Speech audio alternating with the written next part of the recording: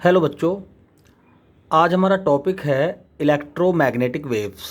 इसको शॉर्ट में बोल देते हैं ईएम वेव्स। ठीक है, तो इलेक्ट्रोमैग्नेटिक वेव्स क्या होती हैं और ये किस तरह से प्रोड्यूस होती हैं, ये सब कुछ पॉइंट्स दिए हुए हैं। इनके अकॉर्डिंग हम डिस्कस करते चले जाएंगे बारी बारी से।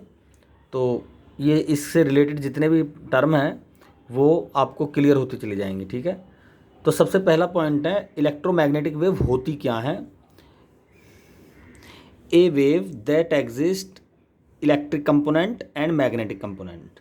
अगर कोई वेव इलेक्ट्रिक और मैग्नेटिक दोनों कंपोनेंट रखती है उसको हम बोलते हैं इलेक्ट्रोमैग्नेटिक वेव। ठीक है, इलेक्ट्रिक और मैग्नेटिक कंपोनेंट्स परपेंडिकुलर होते हैं इस वेव में। ठीक, डायग्राम में दिख रहा है ये इलेक्ट्रिक कंपोनेंट्स ब्लू कलर से और मैग्नेटिक कंपोनेंट्स इस वेव में इसके परपेंडिकुलर ग्रीन कलर से दिखाया गया है। तो ये इसका वेव फॉर्म है इलेक्ट्रोमैग्नेटिक वेव का। ठीक है, direction of propagation vector S से शो हो रहा है। जो डायरेक्शन वेक्टर है एस ई क्रॉस एच के बराबर होता है। इसको कुछ बड़ी क्लासों में हम ये सिलेबस में 12th लेवल पर नहीं पढ़ाया जाता, बड़ी क्लासों में डिस्कस होता है। ये S is equal to E cross S को हम पॉइंटिंग वेक्टर बोलते हैं, ई इलेक्ट्रिक कंपोनेंट और एच क्या है मैग्नेटिक फील्ड इंटेंसिटी। ठीक है, तो जो ये वेक्टर प्रोडक्ट है इलेक्ट्रिक और मैग्नेटिक कंपोनेंट का, तो एस तो वेक्टर प्रोडक्ट में हम वेक्टर डेफिनेशन से हमें पता है कि अगर दो क्वांटिटी वेक्टर उनका वेक्टर प्रोडक्ट हो रहा है वेक्टर को दो वेक्टर क्वांटिटीज़ का, तो रिजल्टेंट वो वेक्टर ही देते हैं और तीनों के तीनों क्या होते हैं परपेंडिकुलर। तो ये प्रोपोगेशन की जो डायरेक्शन है एस और इलेक्ट्रिक कंपोनेंट और मैग्नेटिक कंपोनेंट तीनों आपस में कैसे होंगे, ये परपेंडिकुलर होंगे। ठीक है, तीसरा point region of production is the acceleration of charge.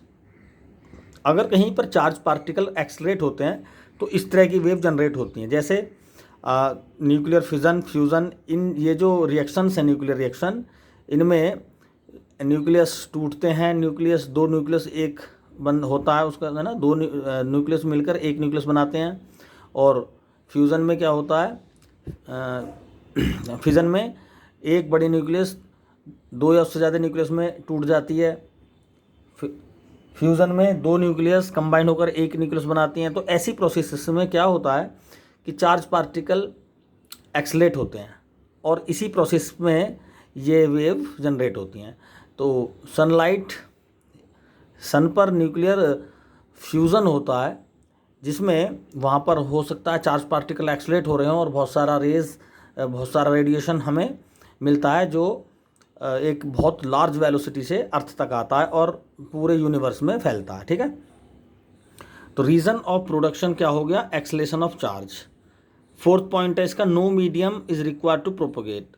इसको प्रोपोगेट करने के लिए किसी मीडियम की भी रिक्वायरमेंट नहीं होती है, स्पेस में भी प्रोपोगेट करता है, जिसकी स्पीड होती है 3 × 10⁸ मीटर पर सेकेंड। ठीक है, तो अभी बताया कि बहुत लार्ज स्पीड से ये रेडिएशन जो इलेक्ट्रोमैग्नेटिक वेव का रेडिएशन है वो यूनिवर्स में फैलता है। इसकी स्पीड होती है 3 × 10⁸ मीटर पर सेकेंड। और किसी मीडियम में अगर ये एंट्री करती है लाइट, तो अगर रिफ्रैक्टिव इंडेक्स n है तो वेलोसिटी डिक्रीज हो जाती है, v is equal to c/n फॉर्मूले से। ठीक है, तो अगर किसी मीडियम में स्पीड फाइंड करनी है लाइट की तो उसके रिफ्रैक्टिव इंडेक्स से डिवाइड कर दो जो c है लाइट की स्पीड, तो हमें उसका स्पीड का पता लग जाएगा। इसका क्लासिफिकेशन कैसे करें, देखो अगर कोई वाइट लाइट प्रिज्म पर इंसिडेंट होती है तो हमें पता है डिस्पर्सन होता है और वो 7 कंपोनेंट ऑफ कलर्स में रिजोल्व हो जाती है और साथ के साथ कुछ और रेडिएशंस में भी रिजोल्व होती है। जैसे ये विजिबल रीजन दिखाया गया है, ये यहाँ से यहाँ तक ये विजिबल रीजन है और इसके ऊपर इंफ्रारेड, माइक्रोवेव और सबसे ऊपर रेडियो वेव दिखाई गई है। वॉयलेट कलर के नीचे यानी विजिबल रीजन के लोअर पार्ट में अल्ट्रावायलेट और उसके नीचे एक्सरे और गामा रेज। ठीक है, तो अल्ट्रावायलेट, एक्सरे और गामा रेज और इधर इंफ्रारेड, माइक्रोवेव और रेडियो वेव, ये क्या है रेडिएशंस हैं इलेक्ट्रोमैग्नेटिक।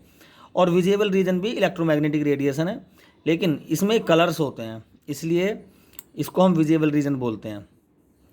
तो विजिबल रीजन में जो कलर्स होते हैं वो इधर दिखाए गए हैं, V violet, indigo, blue, green, yellow, orange and red colour, ठीक है। ये विजिबल रीजन है। तो इनकी जो फ्रिक्वेंसी होती है, अगर हम अपर रेडिएशन से लोअर रेडिएशन की तरफ चलें तो फ्रिक्वेंसी बढ़ेगी, और लोअर से अपर डायरेक्शन में चलें तो फ्रिक्वेंसी घटेगी। तो इसका मतलब ये हुआ गामा रेज की फ्रिक्वेंसी सबसे ज़्यादा होती है और वेवलेंथ सबसे कम।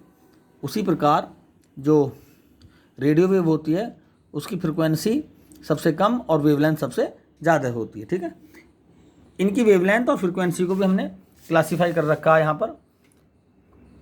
पर देखें ज़रा, gamma rays, X rays, ultraviolet, visible region, infrared, microwave, radio wave, long radio wave, ठीक है। तो इसमें नीचे की साइड में हमने इनकी वेवलेंथ क्लासीफाई कर रखी है सबकी अलग अलग नैनोमीटर में, और ऊपर फ्रिक्वेंसी, ठीक है।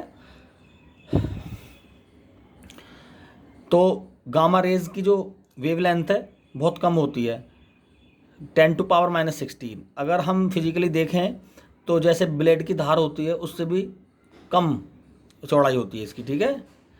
तो 10⁻16 नैनोमीटर से लेके 10⁻14 तक गामा रेज का रीजन होता है।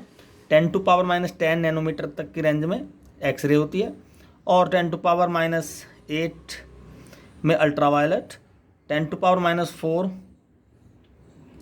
यह इंफ्रारेड, और माइक्रोवेव 10⁻2, रेडियो वेव 10⁻0, 10⁻2 और 10⁻7 तक लॉन्ग रेडियो वेव होती हैं, ठीक है। फ्रिक्वेंसी जो गामा रेज होती है सबसे ज़्यादा फ्रिक्वेंसी होती है 10⁻22 से लेके 10⁻20 तक फ्रिक्वेंसी, और एक्सरे की 10⁻18, अल्ट्रावायलेट की 10⁻16, इंफ्रारेड 10⁻14 से लेकर 10⁻12 हर्ट्स, और माइक्रोवेव की 10⁻10, रेडियो वेव 10⁻8 और कम हो जाती है 10⁻16, लॉन्ग रेडियो वेव में 10⁻4 और 10⁻0 तक हर्ट्स तक ये फ्रिक्वेंसी किसमें दी हुई है, हर्ट्स में, ठीक है।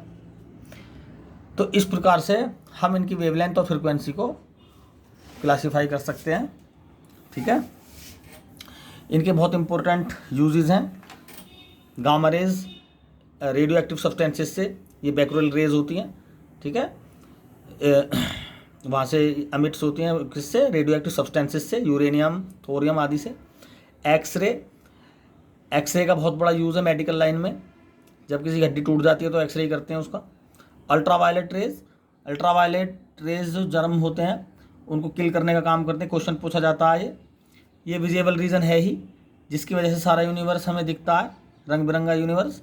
इंफ्रारेड वेव जो होती है वो भी विजिबल रीजन के थोड़ा सा अपर पार्ट का रेडिएशन होता है। हमें पसीना आते हैं, गर्मी का एहसास होता है, वो किसकी वजह से होता है, रेडियो वेव की वजह से, इंफ्रारेड वेव की वजह से होता है। क्यों? क्योंकि इसकी स्कैटरिंग कम होती है और इसकी वेवलेंथ ज़्यादा होती है, ठीक है। तो इंफ्रारेड वेव की वेवलेंथ ज़्यादा होने की वजह से ये हमारी बॉडी के अधिकतर एरिया को कवर करती है, तो हमें जो गर्मी लगती है ये इसी वेव की वजह से लगती है। इसको हीट वेव भी बोलते हैं। माइक्रोवेव, उसके बाद माइक्रोवेव भी थर्मल वेव ही है।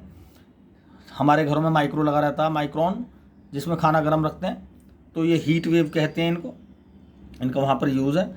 और माइक्रोवेव टेलीविज़न की टेलीकास्ट कम्युनिकेशन में इसका यूज़ होता है। रेडियो कम्युनिकेशन में और बहुत जगह इसके यूजेस हैं, ठीक है। तो इस तरह से इन इलेक्ट्रोमैग्नेटिक वेव्स के बहुत फील्ड्स में बड़े एप्लीकेशंस हैं। बहुत इम्पोर्टेंट क्वेश्चंस है ये जो अभी बताए हैं, इनके यूजेस, ठीक है। इनकी डिस्कवरी किसने की है, तो ये सब इलेक्ट्रोमैग्नेटिक वेव से रिलेटेड क्वेश्चंस अक्सर एग्जाम्स में पूछे जाते हैं। Thank you.